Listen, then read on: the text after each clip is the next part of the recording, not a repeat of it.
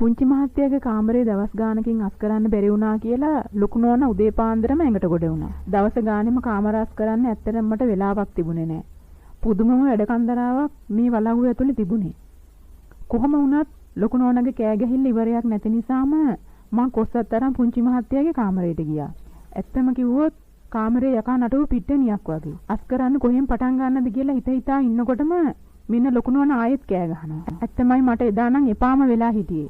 ඉතින් ඒ වැඩේ නවත්තලා ආයෙ නෝනා හොයාගෙන ගියා. එයාට කොහෙද යන්න ඔසරි පොටේ කට්ට ගහගන්න තමයි කෑ ගහලා තියෙන්නේ.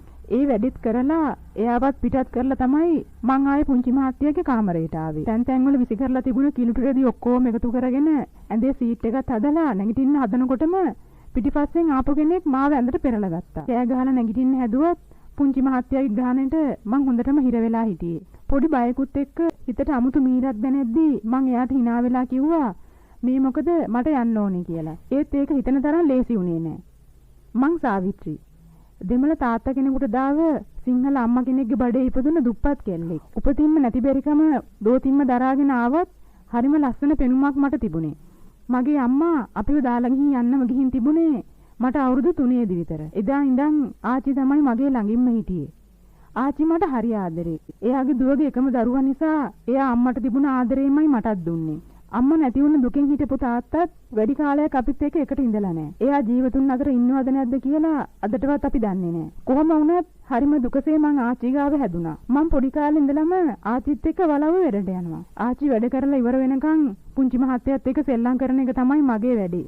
ඉතින් අන්න ඒ විදියට තමයි මගේ පොඩි කාලේ ගෙවුනේ. ඉතින් මං ටික ටික ලොකු වෙද්දී ආච්චිගේ අතපය වළංගු නැති වෙද්දී මං ආච්චිව ගෙදර නතර කරලා වලව්වේ වැඩ කරන්න පුරුදු වුණා.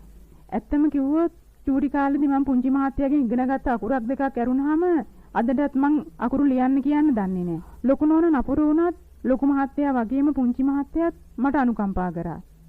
හැබැයි ටිකක් ලොකු වයසට එනකොට තමයි මට තේරුනේ පුංචි මහත්තයා අනුකම්පාවක් විතරක්ම නෙවෙයි මට දැක්කුවේ කියලා.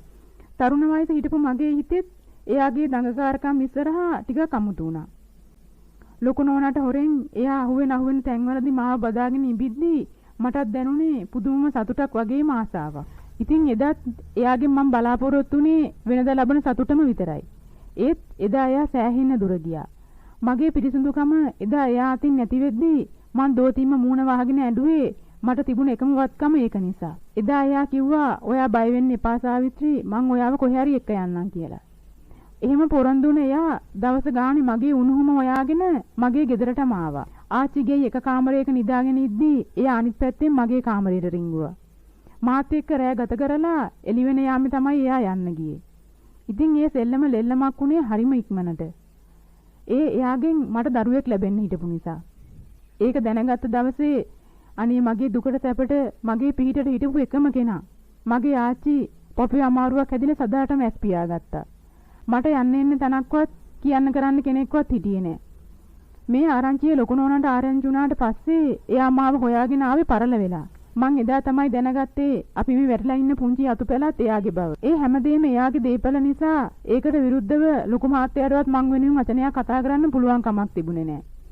ඒත් එයා පිළිඅරන් තිබුණා පුංචි මහත්තයා වැරදි කියන එක. ඒ විතරක් නෙවෙයි ලොකු මහත්තයා කියලා උඹ මේ අපරාධ කරා වගේම ඒ කෙල්ලගේ ජීවිතෙත් බලාගනි නැත්තම් උඹට හින ගහයි කියලා. පුංචි මහත්තයා බය වෙලා තිබුණේ ලොකු මහත්තයාගේ ඒ කතාවට.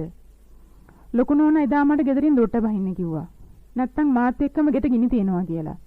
ඉතින් බයටම මං ගෙයින් එළියට බැස්සේ මගේ ඇඳුම් කැලි දෙක තුනක් විතරක් අරගෙන.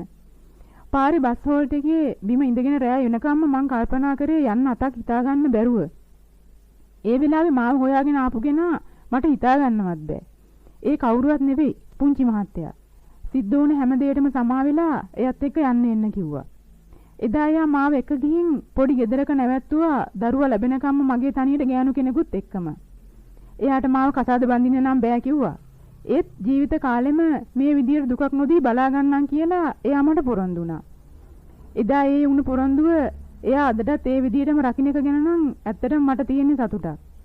එයාගෙන් දැන් මට දරුවෝ 3 දෙනෙක් ඉන්නවා. ඒත් එයාගේ හොරගෑ